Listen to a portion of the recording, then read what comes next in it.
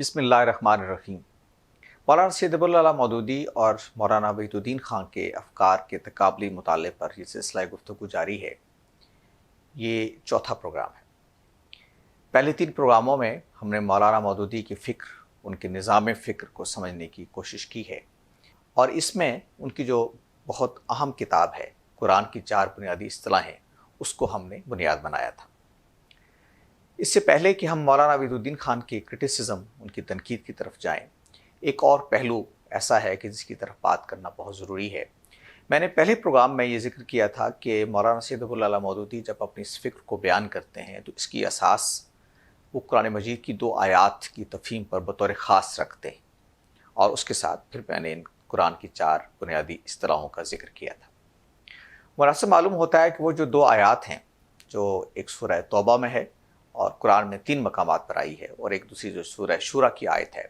اس ضمن میں مولانا نے جو اس کی تفسیر اور شرح کی ہے وہ بھی ہم آپ کے سامنے رکھ دیں، تاکہ یہ پوری تصویر ہمیں دکھائی دے اور ہم یہ سمجھ جائیں کہ مولانا کے ہاں جو نظام فکر ہے وہ کیسے مرتب ہوا ہے اور کیسے قرآن مجید کی تفہیم پر انہوں نے اس کی بنیاد رکھی ہے۔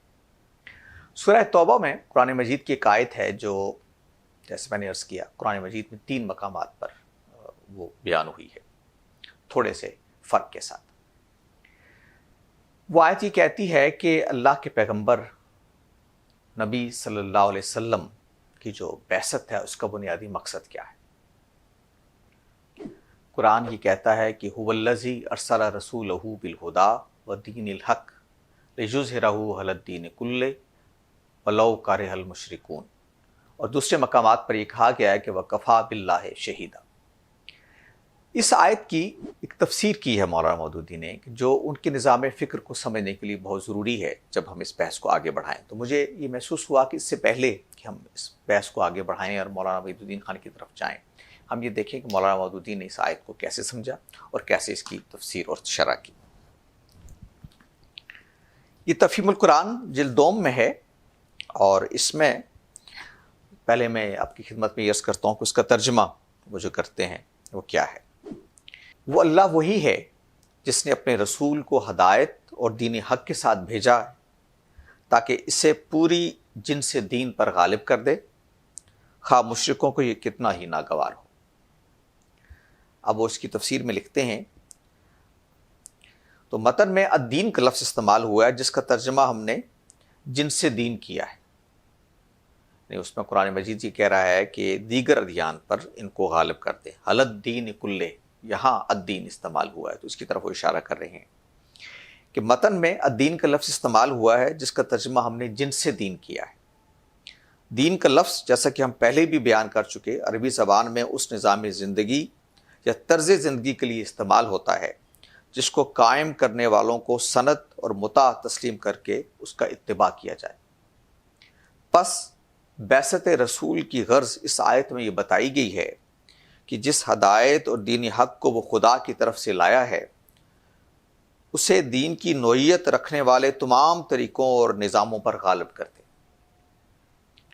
دوسرے الفاظ میں، رسول کی بعثت کبھی اس غرض کے لیے نہیں ہوئی کہ جو نظام زندگی لے کر وہ آیا ہے وہ کسی دوسرے نظام زندگی کا تابع اور اس سے مغلوب بن کر اور اس کی دی ہوئی رعایتوں اور گنجائشوں میں سمٹ کر رہے، بلکہ وہ بادشاہ ارض و سما کا نمائندہ بن کر آتا ہے اور اپنے بادشاہ کے نظام حق کو غالب دیکھنا چاہتا ہے۔ اگر کوئی دوسرا نظام زندگی دنیا میں رہے بھی تو اسے خدائی نظام کی بخشی ہوئی گنجائشوں میں سمٹ کر رہنا چاہیے، جیسا کہ جزیہ ادا کرنے کی صورت میں ذمیوں کا نظام زندگی رہتا ہے۔ یہ انہوں نے اس کی مزید شرح کر دی جس کو وہ پہلے قرآن کی 4 بنیادی اصطلاحوں میں بھی بیان کر چکے۔ یعنی دین اس لیے نہیں آیا کہ مغلوب ہو کر رہے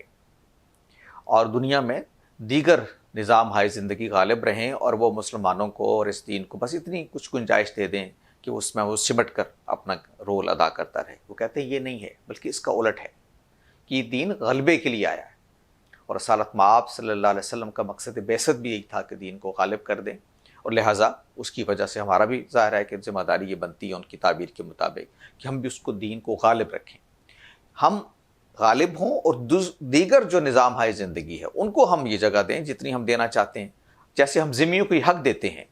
کہ وہ ایک جزیہ ادا کریں اور ریاست کے اندر رہیں. تو اسی طریقے سے ہم اور رعایتیں بھی دے سکتے ہیں، لیکن اصل اقتدار ہمارے پاس، یعنی ان لوگوں کے پاس جو خدا کے دین کو ماننے والے ہیں، جو خدا کے غلبے کو ماننے والے ہیں، جو خدا کو ان معنوں میں الہ ماننے والے ہیں کہ زمین پر اس کا اقتدار جیسے تکوینی طور پر قائم ہے ویسے تشریعی طور پر بھی مسلمان سماج کے اوپر یا دنیا کے سماج کے اوپر قائم ہو جائے.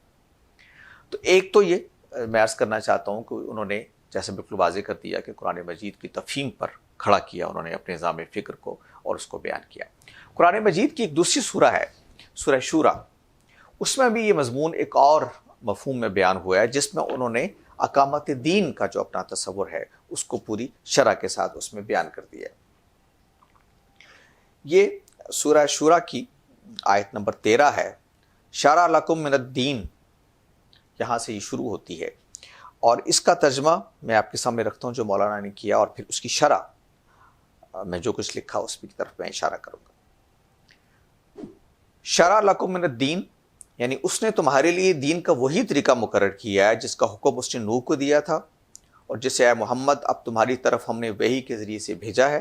اور جس کی ہدایت ہم ابراہیم و موسیٰ اور عیسیٰ کو دے چکے ہیں، اس تاکید کے ساتھ کہ قائم کرو اس دین کو، ان اقیم الدین، اور اس میں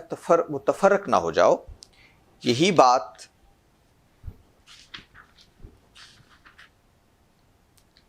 ان مشرکوں کو سخت ناگوار ہوئی ہے جن کی طرف اے محمد صلی اللہ علیہ وسلم تم انہیں دعوت دے رہے ہو. اللہ جسے چاہتا ہے اپنا کر لیتا ہے اور اپنی طرف آنے کا راستہ اسی کو دکھاتا ہے جو اس کی طرف رجوع کرے. یہ قرآن مجید کی ان آیات میں سے ہے کہ جن پر مولانا نے بہت تفصیل کے ساتھ لکھا ہے.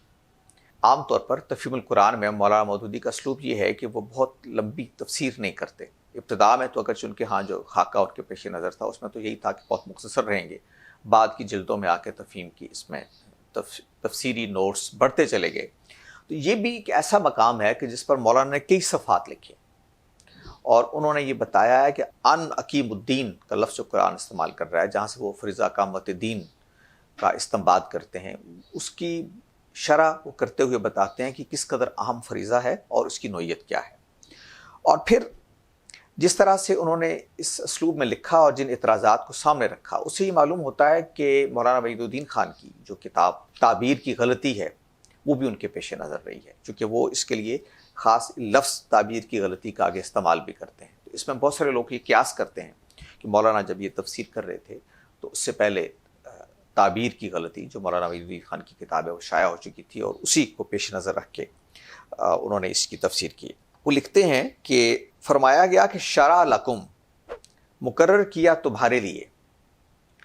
شرع کے لغوی معنی راستہ بنانے کے ہیں، اور اصطلاحاً اس سے مراد ضابطہ اور طریقہ اور قاعدہ مقرر کرنا ہے. عربی زبان میں اسی اصطلاحی معنی کی لحاظ سے تشریع کا لفظ قانون سازی لیجسلیشن،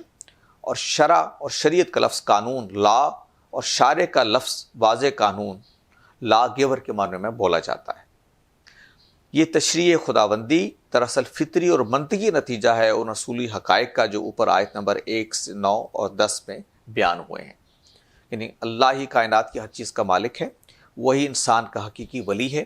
اور انسانوں کے درمیان جس امر میں بھی اختلاف ہو اس کا فیصلہ کرنا اسی کا کام ہے. اب چونکہ اصولاً اللہ ہی مالک اور ولی اور حاکم ہے،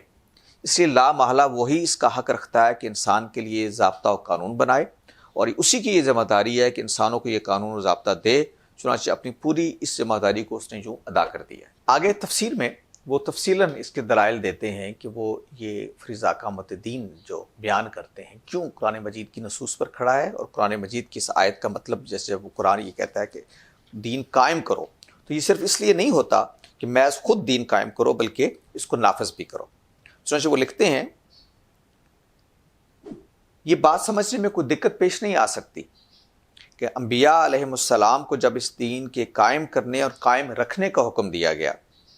تو اس سے مراد صرف اتنی بات نہ تھی کہ وہ خود اس دین پر عمل کریں، اور اتنی بات بھی نہ تھی کہ وہ دوسروں میں اس کی تبلیغ کریں تاکہ لوگ اس کا برحق ہونا تسلیم کر لیں، بلکہ یہ اس لیے بھی تھی کہ جب لوگ تسلیم کر لیں تو اس سے آگے قدم بڑھا کر پوری کا پورا دین ان میں عملاً رائج اور نافذ کیا جائے تاکہ اس کے مطابق عمل درآمد ہونے لگے اور ہوتا رہے. اس میں شک نہیں کہ دعوت و تبلیغ اس کام کا لازمی ابتدائی مرحلہ ہے جس کے بغیر دوسرا مرحلہ نہیں آ سکتا، لیکن ہر صاحب عقل آدمی خود دیکھ سکتا ہے کہ اس حکم میں دعوت و تبلیغ کو مقصود کی حیثیت نہیں دی گئی، بلکہ دین قائم کرنے اور دین اور قائم رکھنے کو مقصود قرار دیا گیا ہے۔ دعوت و تبلیغ اس مقصد کے حصول کا ذریعہ ضرور ہے مگر بجائے خود مقصد نہیں ہے۔ کجا یہ کہ کوئی شخص اسے انبیاء کے مشن کا مقصد وعید قرار دے بیٹھے۔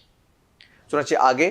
وہ ایک پیراگراف کا آغاز کرتے ہیں سارے نقطہ نظر پہ، یعنی جو اس کی مخالفت میں بات کہے گی اس کی تردید کرتے ہوئے، کہ سب سے بڑھ کر جس چیز سے تعبیر کی یہ غلطی متصادم ہوتی ہے وہ خود رسول اللہ صلی اللہ علیہ وسلم کا وہ عظیم الشان کام ہے جو انہوں نے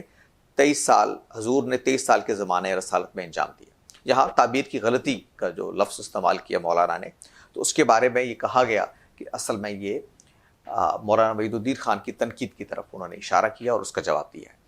تو یہ دونوں مقامات مجھے مناسب محسوس ہوا کہ اس سے پہلے کہ ہم مولانا وحید الدین خان کی کرٹیسزم کی طرف جائیں، ہم یہ دیکھیں کہ مولانا کا پورا مقدمہ ہمارے سامنے کیا ہے، اور تاکہ پھر جب ہم مولانا وحید الدین خان کی بات کو سمجھنا چاہیں تو یہ بات پوری طرح ہمارے سامنے ہو کہ مولانا نے کہاں سے قرآن مجید سے استدلال کیا، کیسے استدلال کیا، اور اس کے جواب میں مولانا وحید الدین خان ان آیات کا کیا مطلب لیتے ہیں اور دیگر مفسرین ان آیات کو کس مفہوم میں لیتے ہیں۔ تو انشاءاللہ اگلے پروگرام میں ہم مولانا وحید الدین خان کی کرٹیسزم کی طرف جائیں گے اور یہ بتائیں گے کہ تعبیر کی غلطی میں انہوں نے قرآن کی ان 4 بنیادی اصطلاحوں اور قرآن مجید کے ان 2 مقامات یعنی سورہ شورا اور سورہ توبہ کے بارے میں کیا رائے اور کیا نقطہ نظر اختیار کیا۔ بہت شکریہ۔